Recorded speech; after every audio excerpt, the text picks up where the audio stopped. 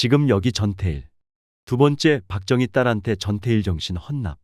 민종덕 전 전태일 기념사업회 상임이사. 2012년 8월 27일 그날도 나는 산에 가서 일을 하고 집에 와서 샤워를 하고 있었다. 방에서 뉴스를 보던 아내가 다급한 소리로 여보 이리 와봐. 내일 박근혜가 전태일 재단에 방문한다는데 어떻게 된 거야? 나는 깜짝 놀라 뉴스를 봤다. 박근혜 새누리당 대통령 후보가 광폭행보로 내일 전태일 재단을 방문한다는 것이다. 나는 상황 판단을 위해 여기저기 전화를 했다. 그쪽 일에 뒤돌아보지 않겠다던 다짐이 순간적으로 무너져버린 것이다. 우선 급한 마음에 조원정 전태일 재단 이사장을 찾았다. 그랬더니 조원정 이사장은 현재 미국에 머물고 있다고 한다. 조원정 이사장한테 절대로 박근혜를 전태일 재단에 발을 들여놓게 해서는 안 된다는 말을 하려는 것이었다. 쌍용자동차를 비롯 장기투쟁 사업장 노동자들이 길거리에서 어렵게 투쟁하고 있는데 그런 현안 문제는 외면한 채 박근혜가 전태일 재단에 와서 악수하고 웃는 모습에 사진을 찍는다는 것은 전태일을 두 번 죽이는 것이고 재단이 여기에 동조하는 것은 함께 전태일을 죽이는 행위다. 나는 유가족의 생각이 어떤지 알아보기 위해 전태삼 씨한테 전화를 걸었다. 가족 입장에서 어떤 생각을 가지고 있는지 확인하고 싶었다. 다행히 가족 입장에서도 반대하는 입장이었다. 그렇다면 오늘 저녁에 빨리 주변 노동 시민단체 관계자들한테 연락을 해서 내일 아침에 박근혜가 재단에 발을 들여놓지 못하도록 막아야 한다고 말했다.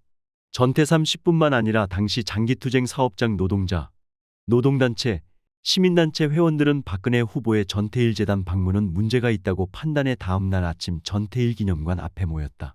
박근혜 방문을 저지하기 위해서다.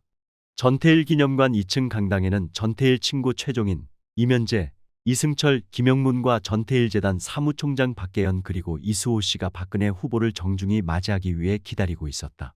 박근혜 방문은 이른바 국민노총 김준용이 박계현한테 제안을 했다. 박계현은 이것을 받아 하루 전날 이소선 어머니 일주기 추모 토론회를 마치고 전태일 친구 최종인, 이면재, 이승철, 김영문 그리고 장기표, 이수호와 함께 논의한 결과 박근혜를 맞이하기로 결정한 것이다. 아침 일찍 전태일 기념관 앞으로 달려간 장기투쟁 사업장 노동자, 노동시민단체 회원들과 전태삼 씨는 박근혜 진입을 막기 위해 골목길을 가로막았다. 그러자 박근혜는 전태일 동상 앞으로 가서 헌화를 시도했다. 나는 이 문제에 대해 분노하지 않을 수 없었다.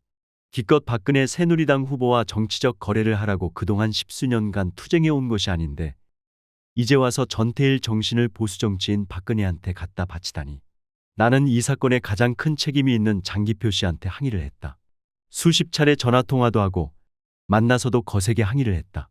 그리고 이 문제를 일으킨 사람들은 사과하고 책임을 지고 물러나야 한다고 말했다. 그러자 장기표 씨는 나에게 육두문자를 써가며 욕설을 하고는 거부했다. 그는 도리어 언론 인터뷰를 통해 정중히 맞이하려 했는데 노동자들이 비좁은 골목길을 가로막아 무산되었다면서 노동자들의 무례함을 꾸짖는 듯한 발언을 했다. 박근혜 방문 사건 당사자의 책임은커녕 오히려 그들의 권력은 더욱 공고해졌다. 박계현 사무총장은 흔들리지 않는 위치로 자리 잡고 이수호 씨는 이사장이 되었다. 2013년 연말에 전태일 문학상 출신 시인한테 전화가 왔다. 그 시인은 출판사 주간도 겸임하고 있었다. 그 시인이 하는 말이 내가 1990년에 낸 어머니의 길을 복간할 생각이 없느냐는 것이다. 어머니의 길은 당시 이소선 어머니 회갑을 맞이해 급하게 구술을 받아 낸 이소선 어머니 일대기이다. 그런데 그 책은 1979년 박정희 사망 시점까지의 이야기로 끝냈다. 그 이후는 현재 진행형이기 때문에 나머지는 어머니 사후에 쓰기로 이소선 어머니와 약속을 했다. 나는 1990년 어머니 사후에 전생애를 쓰겠다고 기왕에 약속한 것도 있고 복간을 하느니 이 기회에 다시 쓰는 것이 좋겠다고 생각해 돌베개 출판사에 전화를 해 내 생각을 얘기했다. 돌베개 출판사 한철의 사장은 내 생각에 전적으로 동의했다. 이렇게 해서 노동자의 어머니 이소선 평전을 2014년 초부터 쓰기 시작했다. 이 글을 오마이뉴스에 2014년 2월부터 연재를 시작했다. 연재 시작 3회차가 되자 재단 사무총장 박계현이 전화를 걸어왔다. 그동안 한 번도 연락이 없던 박계현이 뜬금없이 전화를 해 이소선 어머니 평전 연재를 중단하라는 것이다.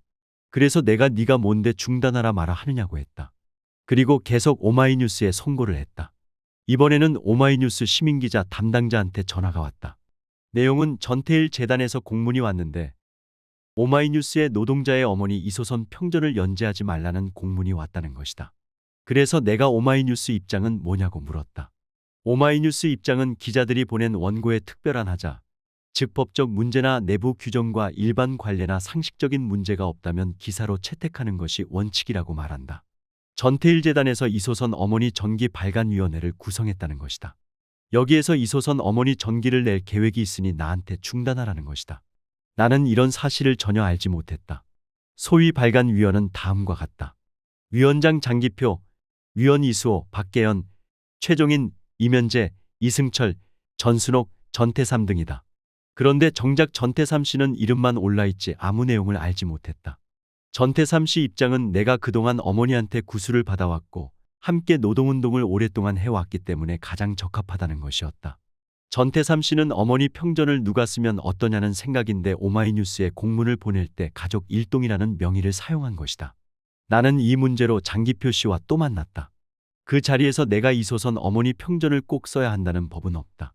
안 써도 되지만 그래도 내가 그동안 어머니에 대한 기록을 꾸준히 해왔고 함께 생활도 오래 했기 때문에 비교적 어머니를 잘 아는 사람으로서 어머니 전기를 보다 풍부하게 하기 위해서는 내가 논의구조에 포함되는 것이 맞지 않느냐고 말했다.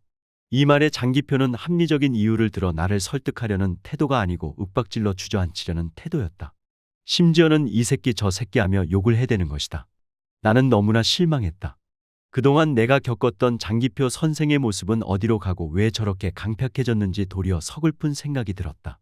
이런 억지가 나한테는 통하지 않았다. 나는 계속해서 연재를 이어나갔다. 약 2년 여간 집필을 마치고 2016년 9월 3일 이소선 어머니 5주기 추도식에 맞춰 노동자의 어머니 이소선 평전이 돌베개 출판사에서 출판되었다. 책이 나오자 각 신문 방송에 소개되었다. 이때 전태일 재단은 또 다시 이성을 잃은 행동을 시작했다. 이소선 어머니 평전이 마치 불온한 책인 양 비난을 위한 비난을 했다. 책 내용에는 관심이 없고 무조건 책을 폐간하라는 말만 되풀이하는 것이다. 내가 전태일 재단 이수호 이사장한테 전화를 해 왜 합법적으로 출판된 책을 가지고 비이성적으로 폄훼하느냐고 항의했더니 이수호 이사장은 전순옥이 돌베개 출판사에 폐간하라고 했다는 것이다.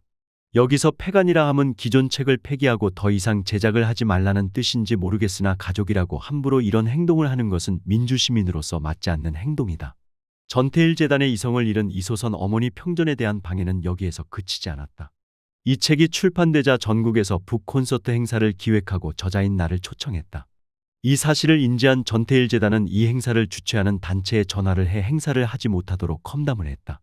실제로 대구의 전태일이 살았던 집을 복원하는 운동을 하는 단체에서 이소선 어머니 영화 상영과 이소선 어머니 평전 북 콘서트가 예정되었다. 그 자리에 내가 초청되어 이소선 어머니의 생애를 이야기하기로 했다.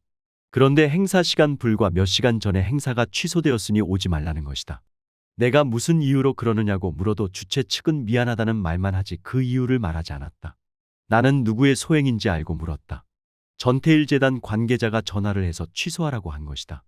이렇게 대구의 행사를 취소시킨 것에 재미를 붙인 전태일 재단은 이번에는 원주에서 평전 북 콘서트를 한다는 것을 알고 원주시민연대에 전화를 해 또 험담을 하고는 행사를 취소하도록 압력을 넣었다. 원주에서는 대구와 달리 이런 부당한 요구를 하는 전태일 재단에 도리어 너희들이 뭔데 남의 행사를 하라 마라 하느냐면서 전화를 한 상대방이 누구냐고 따져 물었다. 나는 전태일 재단의 이런 횡포에 더 이상 참을 수 없어서 전태일 재단을 대표하는 이수호 이사장의 사과를 SNS 등을 통해 공개적으로 요구했다. 이에 대해 이수호 이사장은 그 일은 자기가 하지 않고 사무국에서 했다며 사과를 하지 않았다. 이수호 이사장의 사과를 요구하는 과정에서 이수호 이사장이 2012년 8월 박근혜의 전태일 재단 방문 결정 회의에 참석했고 다음날 재단에서 박근혜를 정중하게 맞이하려고 기다렸던 사실을 공개했다. 그동안 이수호 이사장은 이 사실을 숨기고 있었다.